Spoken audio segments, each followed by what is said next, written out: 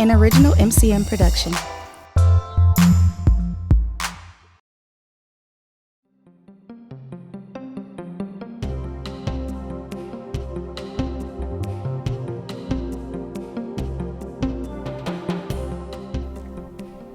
Hello, my name is Martha Love, and this is MATA Community Media, and we're having our 2016 election interviews today. And today here with me is Alderman Terry Witkowski of the 13th Aldermanic District. Hi Terry, how are you? Very good, Martha. Good to see you again. Well, it's always wonderful to see you, and it's always great to hear more about the Garden District, as you and Town of Lake and other members of the organization have done an outstanding job creating a community festival as well as creating the farmers market. And I could just go on and on and on. It's really great. Thank you. Thank you. It's been an interesting journey. We've had a lot of people step forward. When I came into the district, I realized the power that neighborhood associations have. And I went about forming first something called the 13th District Neighborhood Association, which is now the Garden District Neighborhood Association. And then as I saw crime creep, I started to organize neighborhood associations. I had a meeting with the Block Watch in the 3400 block of South 19th Street one week, and we addressed problems. About a month later, I met with the Block Watch in the 3300 block of 19th. About a month later, I met with the Block Watch on the 3300 block of 18th Street and realized that block watches are a good way to address crime, but they didn't necessarily know what was happening in the next block. So I came across the thought that maybe what I should be doing is organizing neighborhood associations. And that's what we set about doing. I'd put out flyers and bring people together. We'd search out the leaders, whoever would volunteer to come forward. And at its high point, we established 13 neighborhood associations where none had existed before. I did the same thing with South 27th Street in establishing a business association, and the area around the airport as well, establishing a business association. Both of those became business improvement districts where they taxed themselves to beautify the area, provide for additional safety patrols, and to promote the area. So we're in a lot better shape today because we have got active people, people who want to get involved, to come out and help make their neighborhood or their business area a better place to be. And they've worked across borders here too. The business associations have worked with neighborhood associations, and neighborhood associations have worked with each other. As things developed, the Garden District Neighborhood Association title came about as I established the Garden District. And then we decided, well, that would be, since that one became a 501c3, that would be a good thing to organize the other ones, or make it the umbrella group, so they would be able to help all the smaller neighborhood associations that didn't have that charitable donation status. So they have been working together.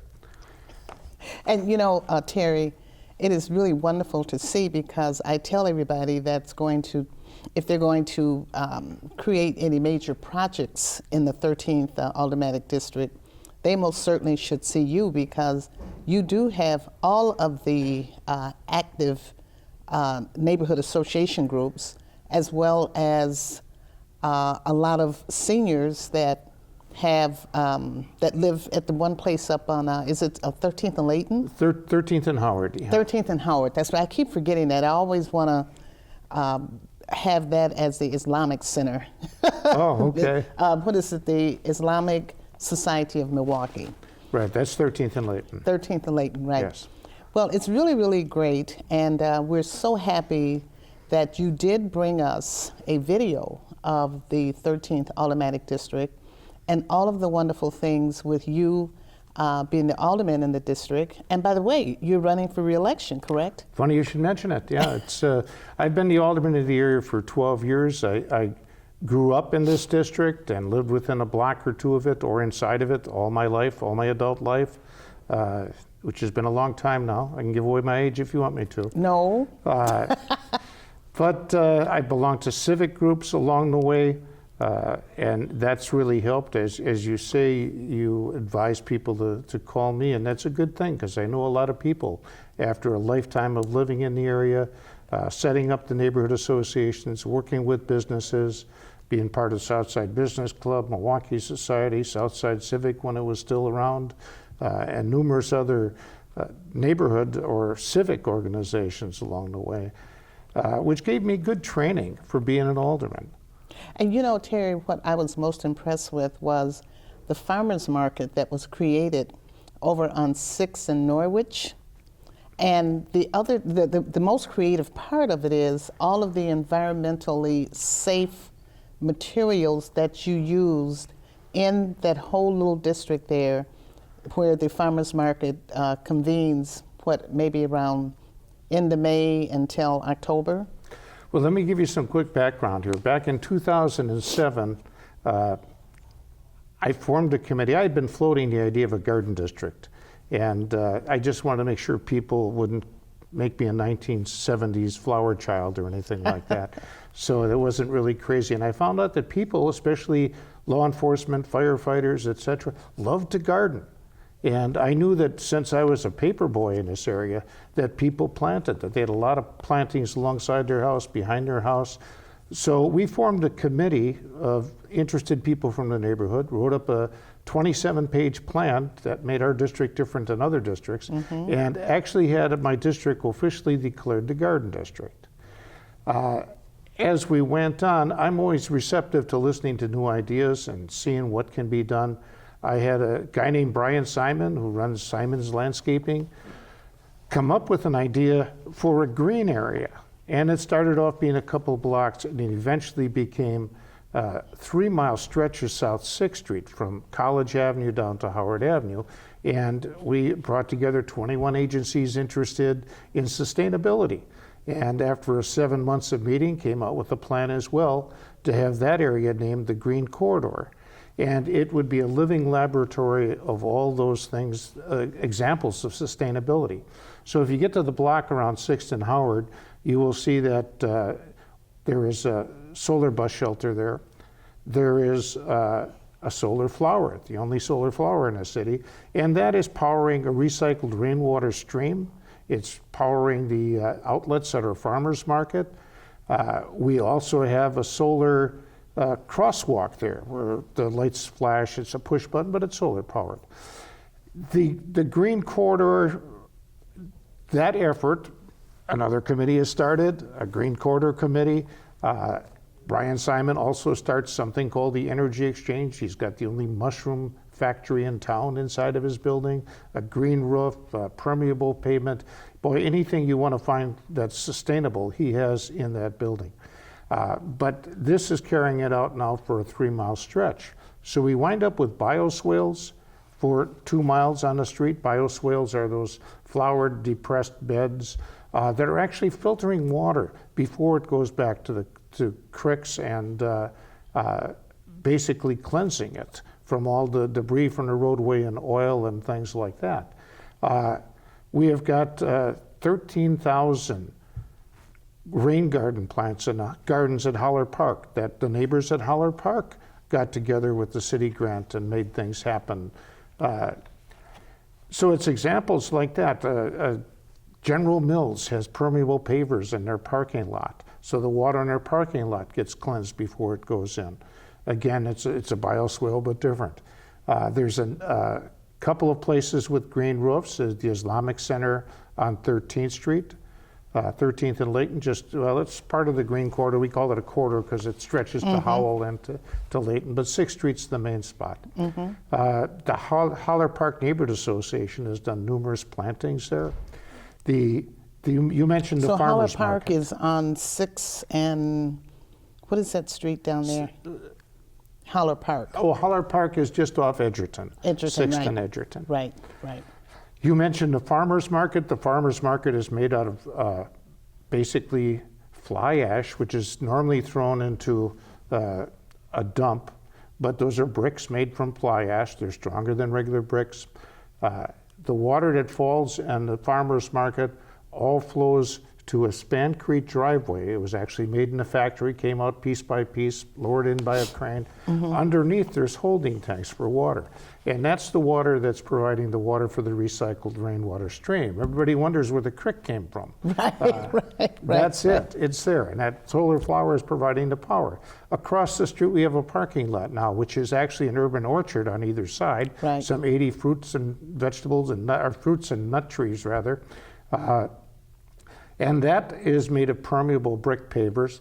The water passes through it, gets cleansed as it goes down, flowing to the south end, and is pumped back up to water to trees. And it also serves as our parking lot. So it's rainwater harvesting. We have bees on that lot, a little free library. We have the community gardens that are also run by volunteers, the farmers market, a rummage sale, national night out. We have an art committee now, public art committee, that also has an art market there. We worked with UW Extension to establish another 3 blocks on the other side of Howard as gardens as well. So the UW Extension now has a facility there, as does, there's an Indian wellness garden on that block. So a lot of innovation going on and a lot of examples of sustainability for those 3 miles. And you know, that's really interesting that, excuse me, all of this work is done by volunteers, except for a lot of the stuff that Simon's, had to hire some people to kind of install. Yes, and it's been volunteers to run it. It's been volunteers that sought grants to make it happen. This is not a ton of city money. It's not your tax dollar being flittered away by putting flowers in there. These have been grants, these have been donations, and I'm very proud of what the community has been able to come together to do. And I think my role has been to bring people together and provide that positive attitude to reinforce what they want to do and help them get it done. And I will compliment County Supervisor Haas, who is the current county supervisor, and former county supervisor Chris Larson, who was, that's county land that we're using. So he was the one that made that possible, and Supervisor Haas has helped smooth things through the county to get other things done along that strip. Well, it's really, really good that that whole green quarter is there. And along with the green quarter, you also have been very instrumental in creating business to come in, business development to also come into the district. You and I were talking earlier about a number of different businesses that have moved in, as well as your connection with the Milwaukee Police Department in terms of keeping the district safe and having the police at the community policing crime meetings. So you want to just expand a little bit on that? Well, I'll mention that the South 27th Street, I did work with the mayor in Greenfield to establish business improvement districts there. He had no business improvement districts in Greenfield, so it was a learning process, and we brought our city people to unite both sides of the street. Turned out the state law didn't allow that. It turns out that our idea was we'll do one business improvement district covering 2 cities. Well, I asked the city attorney if we could do that, and the answer was no. Then I asked, can we do a business improvement district on both sides of the street? And the answer was state law doesn't permit that. Third question I asked, and if I hadn't asked the question, we wouldn't get an answer for it. But the third question was, can we form them in both cities and contract with a third party to make things happen? And that's how it's running today. That answer was a yes. So yeah, we now have got some 17 businesses along that street that either have a new facade or a brand new building. Is this the green corridor? This is South 27th Street, which is historic US 41 for 4 miles. That was Mayor Knightsky's idea. We both had it declared by our cities, and that's what it's officially known as now. And you know what, Terry, I forgot to ask you the district boundaries so that people understand when you go from 6th Street to 27th Street. Right, I basically have the city limits south from 27th Street over to the end of the airport, the east end of the airport, over to Whitnell Avenue, down to Howard Avenue, over to Holt, over to Morgan Avenue, down to 15th Street, over to the 2700 block of South 15th Place, Wow. or 15th Street, so the railroad tracks, over to 27th Street, and then back down again, so to College. So we're the southmost district where the growing season is longer, I always say. Yeah, you know, so, that's why we're the garden district. But yeah, we've had the freeway, the Mitchell interchange rebuilt, and as part of that, there was one ramp that we would have had to knock down 88 homes to accommodate. It dropped off 1,500 of the 16,000 cars a day that were dropped off ramps at 27th Street. And the mayor and I both fought losing 88 homes there. And you sure did. And hey, you were on the receiving end. What that would have done was knock out homes with their backyard to the freeway, and now people would be looking at the freeway from their picture window. Right. Instead, we asked the state, or the state proposed that they put signage on the freeway to have people get off at Layton. Right. That was a move, by the way, where people would have to cross 3 lanes of traffic to get off. So it was a high accident location as well. In the process, the businesses got angry about losing a ramp. I asked the state, can you do some streetscaping on 27th Street, which is why you now have that. The Business Improvement District got formed because the county said, well, the county maintained it. They said, we won't cut grass if there's something in a way. Right. So how do you beautify? You get the businesses to join together and pay for cutting the grass. And that was the main reason that we got the 27th Street group together. Around the airport, Layton Avenue has also been beautified by the Gateway to Milwaukee. Right. There's been a lot of new development, new businesses along Layton Avenue, a lot of renewal. When I came in, I thought my area of the city looks the same as it did when I was a kid. And since I worked citywide for the city of Milwaukee for 31 years, I knew that the rest of the city didn't stand still like our area did. Right. So renewal was on my agenda, and it still is. And we've upgraded the area. The city recently, we have a lot of problems in the city. One of them is the recent effort to get rid of the residency rule. Well, my area is full of police, fire, and municipal employees and school teachers. And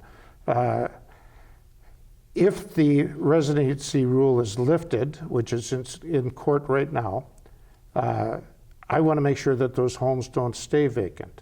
So I'm building a district tying all these things together: historic US 41, the Gateway to Milwaukee, the Green Corridor, the Garden District, all the neighborhood associations, Public Art Committee, a history committee was just formed, trying to bring up the quality of life in the district and the appearance. And by the way, 1 in 4 homes just got awards for their plantings in front of their house this year. That's so wonderful. It's not grass anymore out there, not all grass.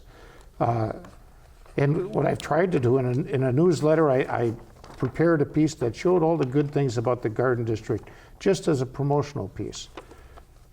So From Terry, there- in your video, do you have all of this kind of stuff in there? That's where I was going. Yep. Okay, great. All of this stuff, the video comes off this piece. And if a picture is worth 1,000 words, this 3.5-minute video tells you more than I can tell you about the Garden District and And you everything know, out there. Terry, that's great. We're going to show that video.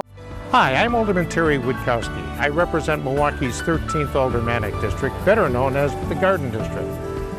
I'd like to welcome you to my website, where you'll find a wealth of information about the Garden District and how it's a wonderful place to live, work, shop, and play. It's an area where I've been able to enlist the help of many residents and business owners to keep improving the area through forming neighborhood associations, business associations, and project committees.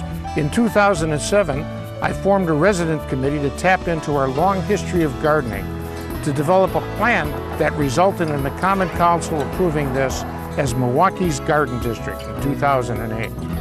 We provide arriving Milwaukee visitors with their first impression of the city from the airport, the Amtrak station, I-94, I-43, I-894, and Wisconsin Highways 38 and 241.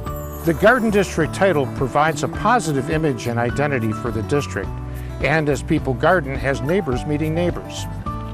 Our district provides many unique opportunities for residents, businesses, and visitors who want to enjoy Milwaukee's South Side. The Garden District features family-friendly neighborhoods, affordable homes, and plenty of space to grow in your own garden.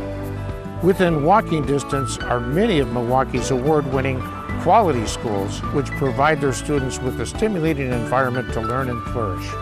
There are numerous volunteer opportunities in neighborhood associations, the Garden District Neighborhood Association committees, and Green Corridor, working to improve and keep this a great place to live. Job opportunities in the Garden District are blooming, with estimates of 12,000 jobs along South 27th Street, now officially branded Historic Route US 41 by the Common Council. At 4 miles in length, this is the city's longest and healthiest commercial corridor, and new businesses are still being built there. There are at least 10,000 jobs in the Gateway to Milwaukee area. These include medical offices, Mitchell International Airport, transportation logistic companies, hotels and restaurants. The area is home to the second largest hospitality area in the Milwaukee region. But we aren't all work and no play here in the Garden District. There are many great parks where you can relax and have fun, from the spacious Wilson Park to smaller parks like Howard, Cooper, Savelin, and Copernicus. In 2011, the Garden District became home to the city's first green corridor, located on South 6th Street from Howard to College. This cutting-edge technology showcase features some of Milwaukee's foremost green technology and environmental innovations. And it is Milwaukee's living laboratory for sustainability. As Milwaukee's transportation hub, the Garden District is home to Mitchell International and an Amtrak station, and has a reputation for providing an inviting, high-quality, and low-stress traveler experience. It's my pleasure to represent this wonderful blossoming district.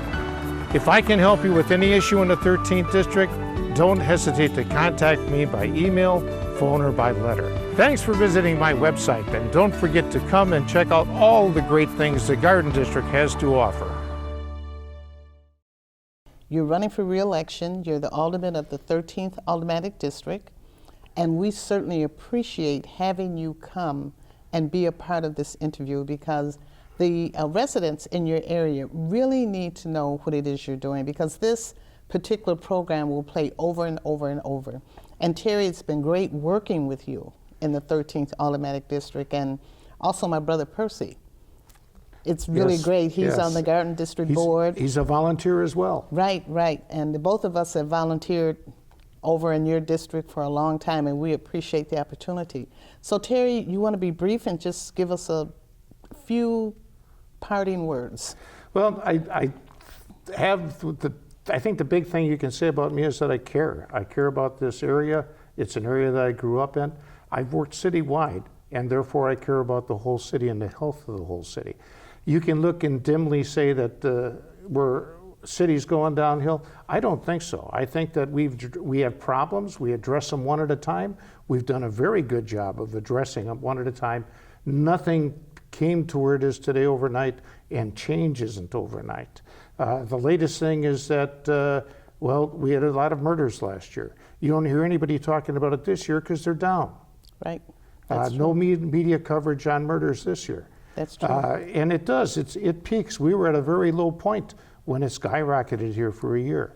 And we take these problems. I'm happy to have good managers like the chief of police that works on, and the fire chief as well on his end. And we are at a low for fire deaths, even though we've made efficiencies in the fire department. Well, you know what, Terry, thank you so much.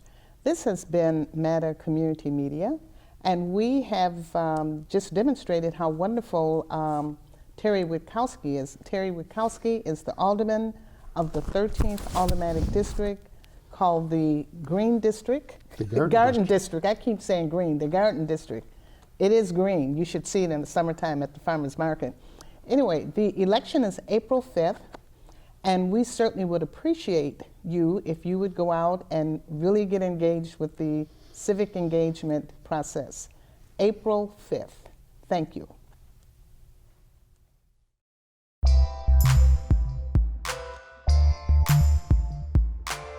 An MCM production.